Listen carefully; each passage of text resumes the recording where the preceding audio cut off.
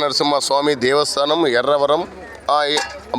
స్వామివారి దగ్గరికి దూళ్ళగుట్ట ఎర్రవర క్షేత్రానికి వచ్చిన భక్తులకు స్వామివారిని సంతాన బలం కావాలని కోరుకున్న భక్తులకు సంతాన బలం ఇచ్చారని ఆ బిడ్డని తీసుకొచ్చారు స్వామివారు. ఆ భక్తులు వాళ్ళ మాటలన్నీ తెలుసుకున్నాం. చెప్పండి అమ్మా, మీది ఏ ఊరు?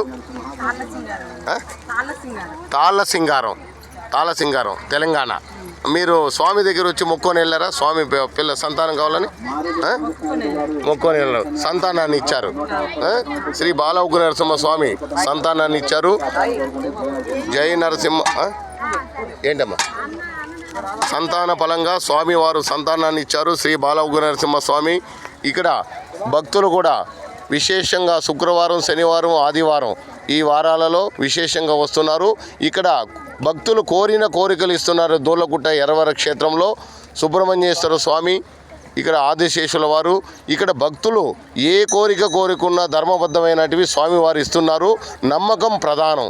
ఇస్తాడు అనే నమ్మకంతో స్వామివారిని కొలిసి నమ్మి వెళ్తే సంతాన ఫలం, ఉద్యోగం, వీసాలు, పెళ్ళిళ్ళు,